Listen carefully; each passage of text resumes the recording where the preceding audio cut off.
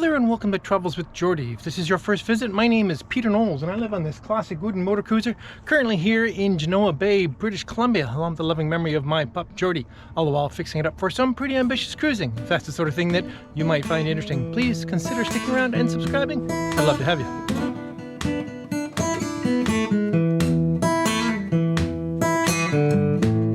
Well, I say Genoa Bay, but by the time you all watch this episode, MV Geordie will be back in her winter moorage, home winter moorage in downtown Victoria, British Columbia. In fact, I set off early tomorrow morning for the 6-hour steam down to Victoria. Really looking forward to it. It's been a great summer and it's been some great cruising, but it's always nice to sort of settle back into your winter moorage and meet old friends and, well, back to urban life, mostly, although I'll be commuting out here to Genoa Bay all winter. But that's another thing. Anyway, this week we got quite a bit of little random things done, including getting ready to get back to the city, but did manage to get some new structure in where all that rot was last week, and I'm really pleased with it. Anyway, let's jump back and have a look. As always, I'd like to thank all my viewers. I'm very grateful for your support, and in particular, Patreon and PayPal supporters who are able to fund the show so I can carry on. Thanks so much. All right then, with every passing day, it seems that there's more stuff in this shed. Between what I've taken out of Geordie to be able to work in here and what I've just unloaded out of my truck, it's starting to get a little full in here. So today's project is going to be making some storage. One of the greatest places I'm going to be able to do that is in this little bump out area here. So I've been down to the mill, well, Home Depot, got some wood, and let's get to it. Well, this is certainly currently very poorly used, kind of like panic and stuff. What I'm going to do, someone suggested that maybe while the boat's in the shed, we remove the anchor from the front to save ourselves a few inches. It only does save a few inches, but because everything is so tight here, I am actually going to do that. I don't know if this will be a regular solution, but I'm going to do it today. What I don't want to do is scratch the new varnish. There. Gives me another couple of inches here. Okay.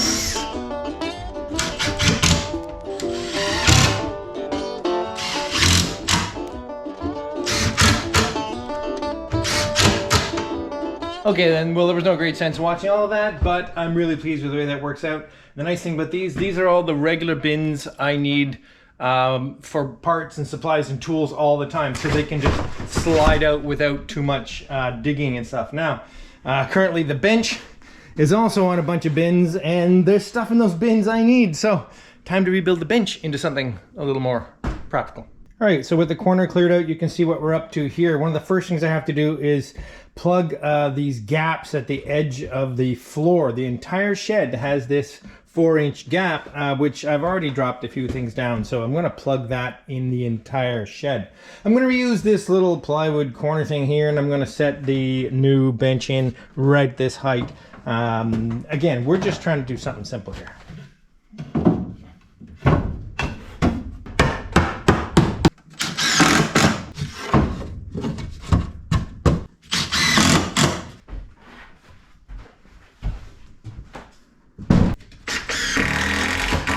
I have accidentally bought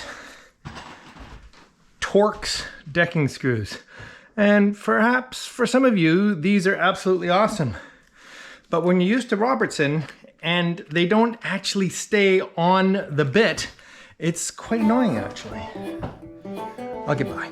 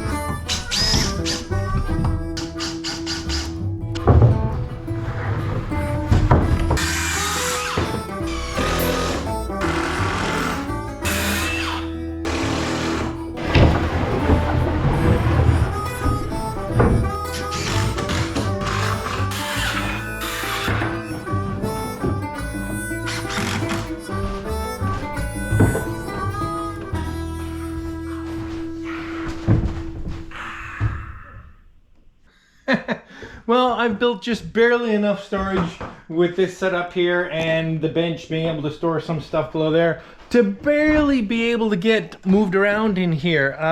It has suddenly got very crowded with a relatively large order of mahogany and plywood and other such things coming aboard. So I have marine plywood, I have new fine tool blades.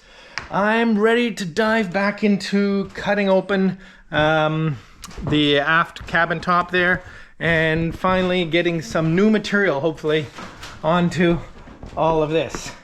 What I need to do is decide how far back I'm going to peel back this existing fiberglass, some relatively neat line about here somewhere, so that I will be able to feather into the old fiberglass, and sometime in the future when I redo the roof, feather back into the new fiberglass that I'm going to put here and underneath that new sill for the new bulkhead. Anyway, it's not daunting. It's just getting started and seeing it all come together, and then it'll just flow, I'm sure. I need to begin by catching up on the port side with what I've done over on the starboard side, which is cutting back this curb back to here, as well as several other more mildly destructive elements back here. Okay, anyway, let's get this cut out.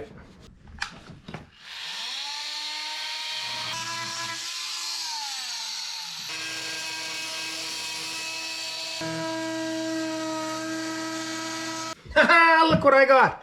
About a week late, but better late than never.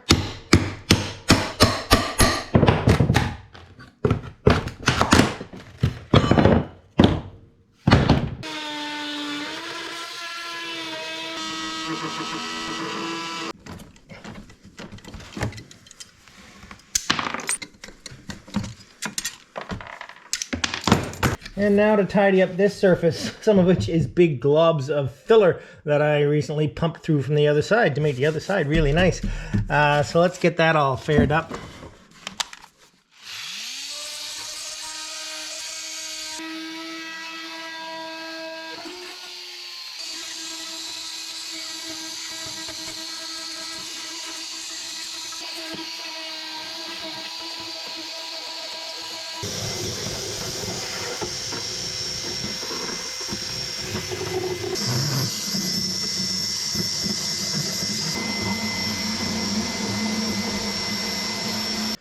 Wow, this is starting to feel more like dentistry than carpentry. Don't worry, Mr. Jones, we can save that tooth. But your gums? They're in bad shape. This is not the sort of shipwriting I had in mind. Obviously, this piece of wood needs to be replaced.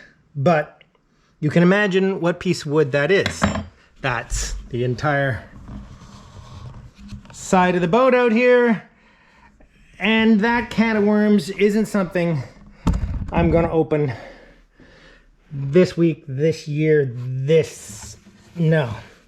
We do have a new hole right through the outside though, that's fun. Anyway, I've got it cleaned up to the point where I can now imagine how my new piece of plywood is going to come in here, get glassed up here, around the corner, and anyway, we'll get into that in a bit.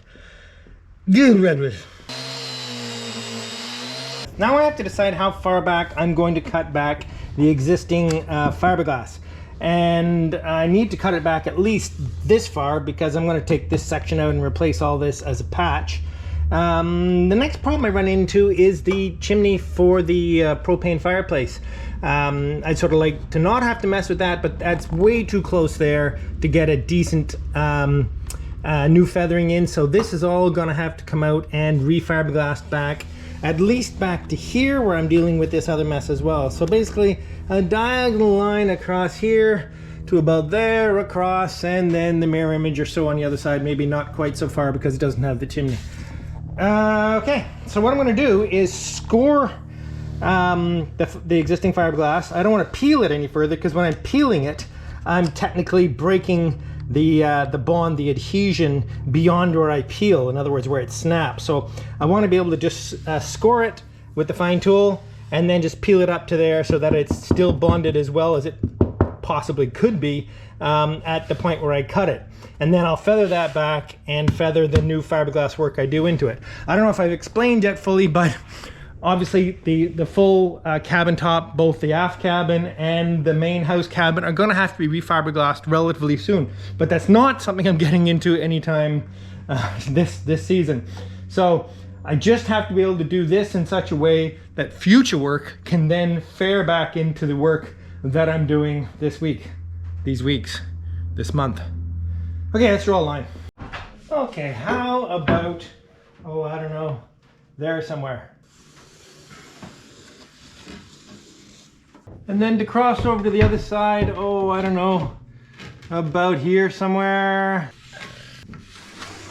And then on this side, something that looks sort of like that. Fair enough?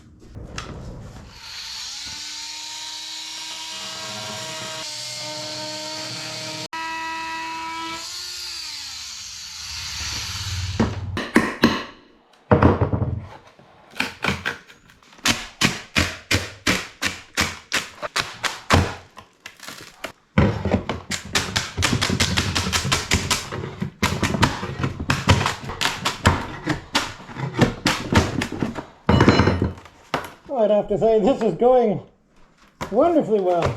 I gotta take this off.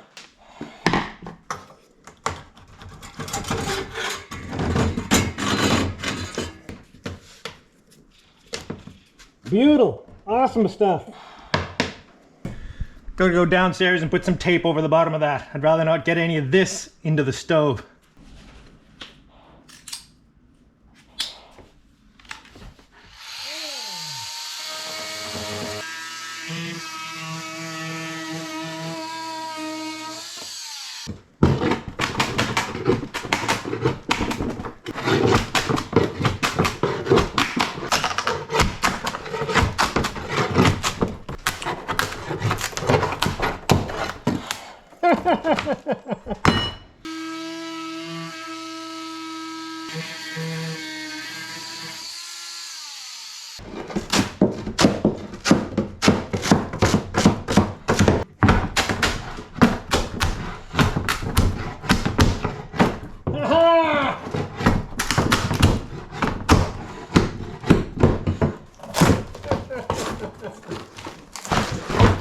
So close! Well, I can certainly say that was satisfying. It was satisfying because it wasn't well bonded and it came up pretty easy. Yeah, except for where those two bungs sticking through right there must have been, I don't know what it was, but anyway, that went really well. Let me just clean up. All right then, time for a patch. A good way to do a patch in a situation where it's a, an irregular shape is just cut the patch first and then just place it over where you're going to work and just trace around it. Especially when you get into a situation where there's strange angles like we have here, because of course the cabin side curves back in as it moves aft. So I need to scribe a bit of a cut along this edge here.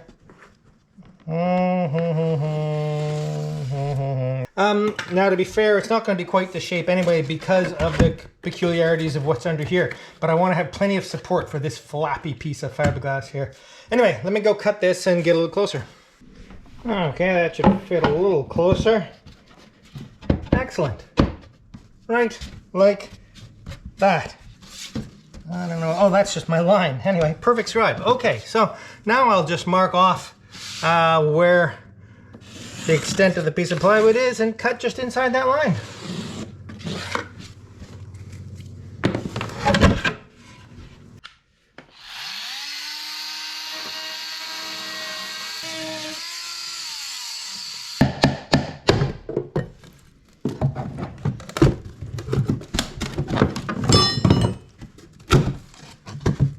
Nifty bronze remainder of the cowl vent.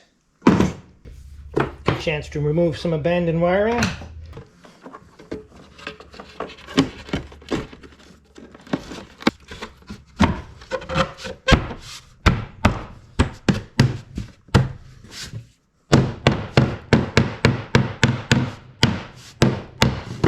Absolutely perfect. Okay. One side. Let's go do the other side. This side is much simpler. The rot only comes to about, oh, I don't know, here somewhere. I just realized I didn't clean up this inside here, but I can do that afterwards. No problem there. Anyway, so yeah, let's see how big we're gonna make this one. I'm gonna say 14 inches. 14 inches. Again, scribe to the cabin side. In this case, I think I can do it with a single scribe. Okay, and then estimate how far under here, under this fiberglass, I'm going to go, which is about 3/4 of an inch. So let's shoot for something around, oh, I don't know, 5/8, something about there.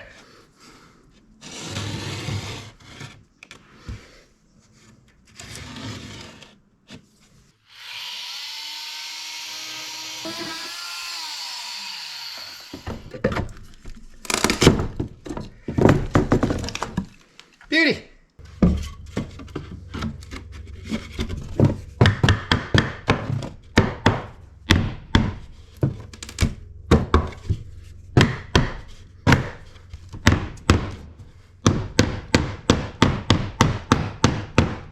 And down it goes.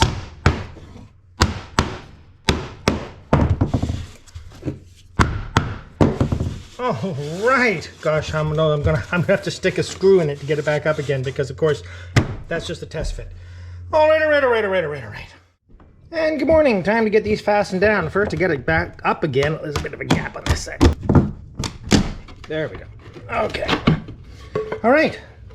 So, other than cleaning up in here, which I'll do, I have to make sure that this these actual ledgers here have some security to them. They feel pretty good. I may drive a few extra screws in somewhere, but on the whole, this feels pretty good.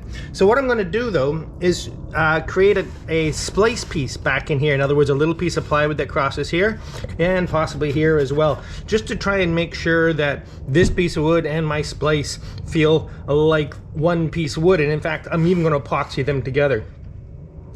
Because I really don't want any plywood shifting underneath fiberglass in the future. So do some measuring, some cutting, some cleaning, all that kind of stuff.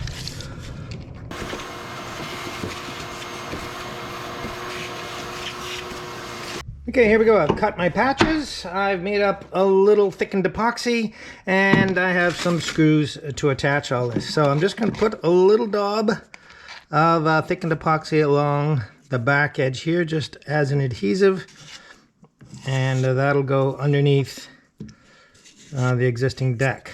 That'll do. Okay, so for this one, it's a little tight. There we go, under there, and up.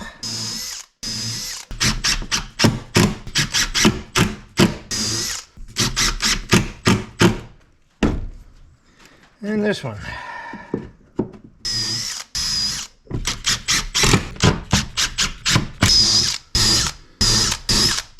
I acknowledge this is a lot of screws. I just don't want this cracking over time. I'm going to make a mark where this member is below here, so I can find it when I put some screws through from above. And again, I'm only adding epoxy where the splice is, because I want it to be very, very secure. I'm not going to put epoxy down to the beams. I do not want the next shipwright here to curse me that badly.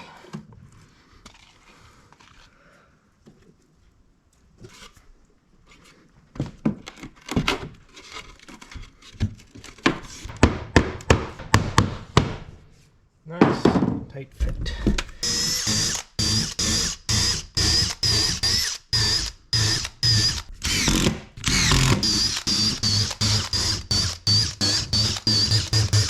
And for into the solid wood, longer 1.25" screws. Okay, I'm going to acknowledge that's probably overkill on the screws. Maybe we'll put a few less on the other side. I had to remove a little patch here that was neatly supporting this little plug. But that works out great. I'll just use my new patch to continue to support that little plug. Maybe not all the way, but pretty well, I think. It'll be fine. Okay, here we go.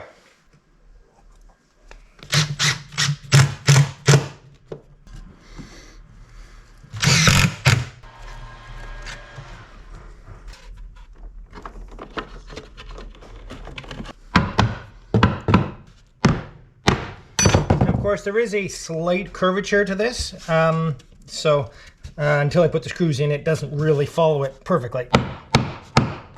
Start along the bottom edge here.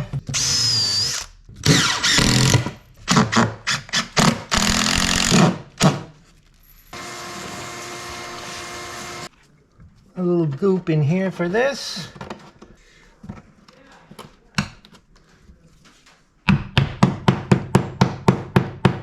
Like it never came out.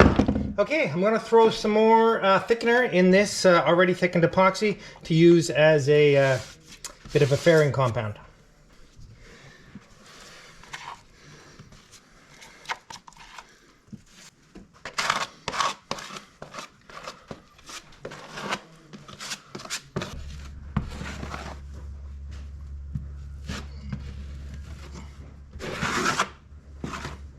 Well, there we go. Both sides patched and faired, and I'm super, super pleased.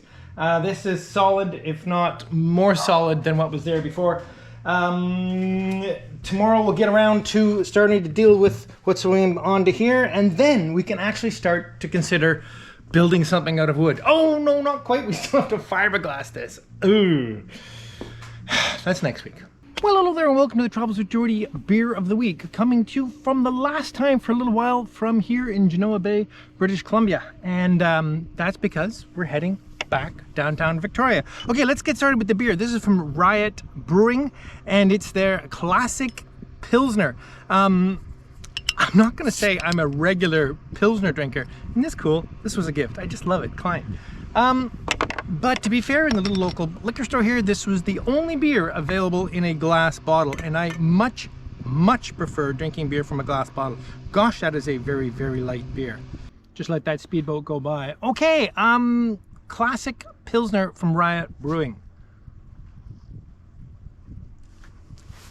Actually, if I liked Pilsners, and I may soon, because that is quite a tasty beer, especially for such a hot afternoon. Now it is just around 5 o'clock. The sun is about to go down. It is the 30th of September, and it is baking hot here. I really miss my canopy. I know none of you do, or some of you do. I know that. Anyway, let's get straight to the paperwork. Last week's winner of a Travels with Geordie t-shirt is Philip Brylant. B-R-U-Y-L-A-N-T. Congratulations, Philip. Get a hold of me and we'll make sure you get your Travels with Geordie t-shirt. Also, really like to thank two new patrons that came aboard in the last week, and they are Ken Williams and Matthew Young. Thank you ever so much, both of you, and I'm so grateful for you coming aboard. Cheers. Yeah, I could be a Pilsner drinker, especially on a day like this. Well, as I mentioned, steaming off to back down to Victoria tomorrow morning, and actually I'm really quite excited. It's been lovely here in the Bay, and it's great that we're getting some work done. And of course, I'll be commuting back here and spending most of my time back up here, either on Zephyrus for the next several weeks, and then on MV Poem for the bulk of the winter. So I'm going to be spending a lot of time up here, but it's going to be nice to have my base back down in Victoria. Really looking forward to it. So cheers. I'll see you next week. All you need now is a word of the week. And I was so grateful this week to have been able to rebuild at least some of the aft deck. In fact, I'm looking down at mine and it's going to be the same problem. But anyway, of the aft, not deck, the cabin top deck on MV Zephyrus. And it just came to me as I was setting up for the beer of the week. The word will be rebuild, because I'm rebuilding that section of the boat. So if you'd like to win a Travels with Geordie t-shirt, simply use the word rebuild in a comment down below. And I pick at random over the next week or so's worth of comments. And if I pick you, you'll have one Travels with Geordie t-shirt. Cheers. See you next week. It's hot.